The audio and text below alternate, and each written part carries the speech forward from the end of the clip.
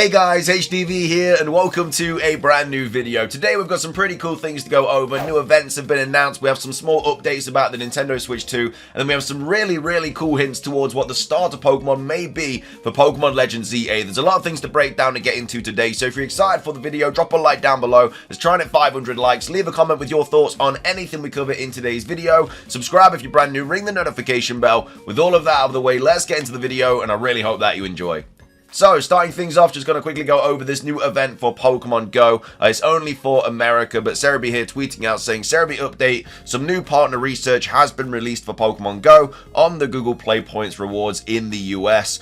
So this is basically the kind of rewards and stuff and what you have to do. So this is the partner research, Google Play Points, so you make your 20 curveballs, etc. You get your Flabébé encounters, you get some incense, some Lucky Egg, golden raspberries, and then also you get some Stunky encounters, you get some Dino encounters, and then also you get a Charcadet encounter as well. So obviously if you are in America and you know what this whole like Google Play Points thing is and you haven't got a Charcadet yet, you know, you're going to get a decent Charcadet because it has to be at least 10-10-10 on like field research tasks and stuff. So definitely worth doing if you are able to. I mean, obviously I can't do it, I'm not in America, but if you are able to do it, you get some really good encounters. You get Flabébé, Stunky, Dino, and Charcadet, and some really good items as well. So definitely recommend doing this. If you are in America, you know what this is. I'm assuming it's something to do with the App Store for Google Play, but either way, that's the Pokemon Go thing that I wanted to go over. Moving on, we have a small update on the Nintendo Switch 2. We've got Stealth here tweeting out saying shareholders didn't specifically ask about the Nintendo Switch 2, only saying that it contributes to Nintendo's earnings forecast being so unpredictable. Nintendo responded by stressing how important surprises are and that they aren't willing to reveal the products they are working on, thus ruining the surprise. They still want to have friendly communications with shareholders despite this. So yeah, basically the shareholders were kind of wondering what was happening with the Switch 2 and stuff, and Nintendo were like, look, we're not giving you any information about it because it's going to ruin the surprise, and we want it to be like a massive thing when we do announce this console and the new games and everything like that for you know, the next generation of Nintendo, which you can kind of understand, but at the same time, if you're a shareholder, you're pumping all this money into it and you're getting like absolutely no information, you'd be a little bit pissed. But yeah, I can see both sides of the argument, but either way, there are obviously some major surprises coming for the Nintendo Switch 2. I think we can all agree on that. We obviously have an idea of what the console is going to be like because we've had a lot of rumors and leaks about what the capabilities of it are going to be. We have a lot of leaks and rumors about what games are going to be coming out for it, like obviously it's very likely we're going to get an open world Super Mario game. Obviously Legends ZA might be for the Switch 2, and then also other things as well. But either way, it should be obviously revealed very soon. It could get revealed any day now, you know, up until from now until March 2025. It can get revealed. It's most likely going to get revealed in September because they usually drop a direct around then. So I wouldn't be surprised to see something about it around that time. But as of right now, obviously, we're just very excited about what this next console is going to be about. So that's the Switch 2 stuff. And then finishing things off today, I wanted to go over this really well thought out kind of article. It was posted by somebody called Ben Hazel, and they basically put like a lot of effort into this and come up with a really sound idea of what the actual starter Pokemon are going to be for Pokemon Legends ZA. So of course this isn't like a leak or a rumor or anything like that. This is just somebody connecting all the dots, putting a lot of evidence together, suggesting that these very well could be the starters for Pokemon Legends ZA. Of course, it's not confirmed at all. We should hopefully find out soon what they're going to be, hopefully next month in an August Pokemon Presents. But either way, massive shout out to Ben there for you know, putting this together. But either way, let's see what the potential starters could be for Pokemon Legends ZA. So it's titled The Starters in Pokemon Legends ZA. These will be the Pokemon Legends ZA starters. So they're kind of backing themselves, which, you know, you want someone that's backing themselves when they are putting out a theory like this. But either way, before you start saying these haven't been revealed yet, please hear me out. This is a solid prediction that I believe has an almost certain chance of being correct. So I'm willing to lay out my reputation and pride on what are almost certainly the Pokemon starters for Legends ZA. So like I say, they are putting a lot of backbone into this. So fair play. I hope it's true because the starters do sound really cool. But either way, let's read on. So, how the prediction works. So the crux of this prediction is to accurately and psychologically evaluate the previous starters and where the Pokemon Company currently is in their thought processes. Remember that Pokemon are marketable, and increasing marketability in a way that makes us happy is the core focus, especially on those who missed the mark the first time around. So at its crux, the Legends series is there to create a new, safe, content way from the mainstream games before having it adapted ready for Pokemon's competitive scene via Pokemon Home. The previous starters had a number of attributes that made them viable for the type of this game. So each starter had a third evolution with no additions. So Typhlosion, Decidueye, and Samurott were untouched before Legends Arceus. This allowed them to be given new forms and allowed players to bond with these Pokemon in new ways. It was an elevation effort that worked well, and I highly doubt they would change the aspect of the formula. So right off the bat, they're saying, you know, the starter Pokemon that have not ever had anything before makes them likely candidates to be a potential starter for Legends ZA. And there's a lot of starters that haven't had anything, you know, Feraligatr, Meganium, Infernape hasn't had anything, Pokemon like that have not had any kind of form, Mega Evolution, Special, Z-Move, or anything like that, just absolutely nothing, Gigantamax form. They are the most likely candidates for being the starters of Legends ZA, just like, you know, Cyndaquil, Rowlet, and Oshawott hadn't had anything prior to obviously Legends Arceus. So each starter had a final form with attributes of a significantly popular and relevant member of the Hisui native Pokemon. So Typhlosion took elements from Spiritomb, so obviously the kind of like ghostly sort of, I guess, fire. You can kind of see the resemblance of Spiritomb there.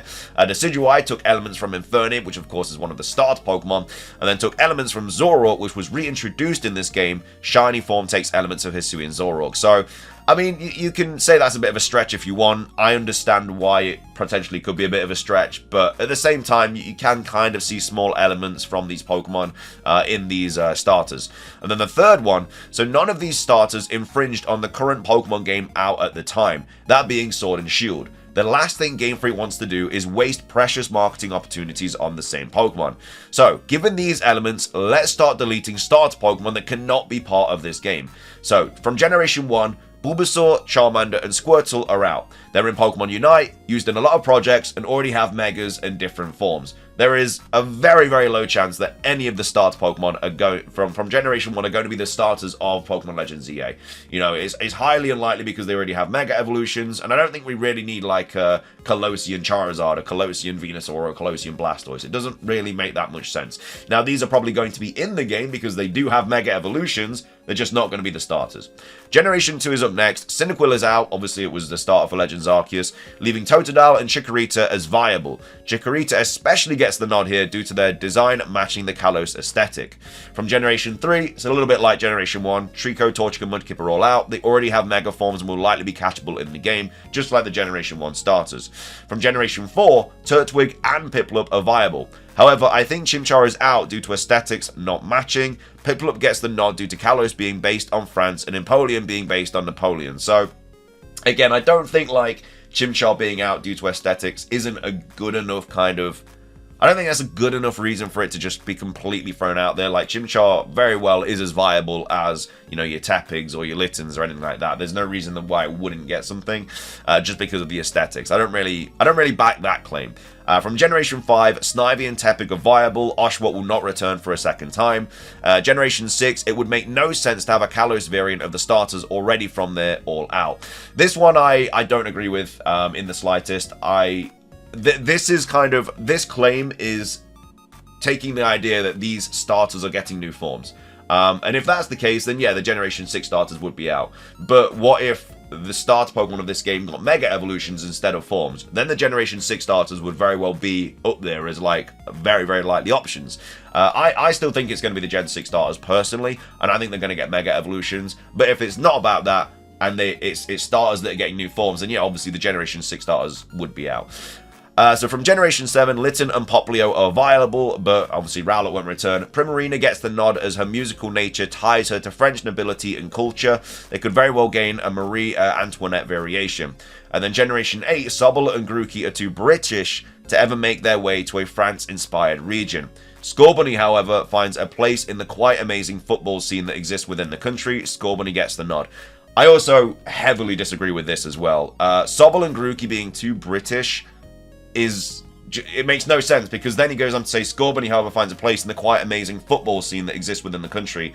Yeah, football is big in France, but it's really, really big in Britain. You know, the Premier League is arguably the best league in the world. You know, that's obviously up for debate, but there is no way that I would ever say that like League One from France is a bigger league than the Premier League. I just don't think that's the case at all. And so for Scorbunny to be in because of a football scene, but then Sobel and Grookey not being because they're too British, I don't think that makes sense at all. So I personally don't agree with that. I don't think that's a good enough claim at all. You know, like I say, football is massive in Britain, and Sobel and Grookey not being them because they're too British, I just don't really back that.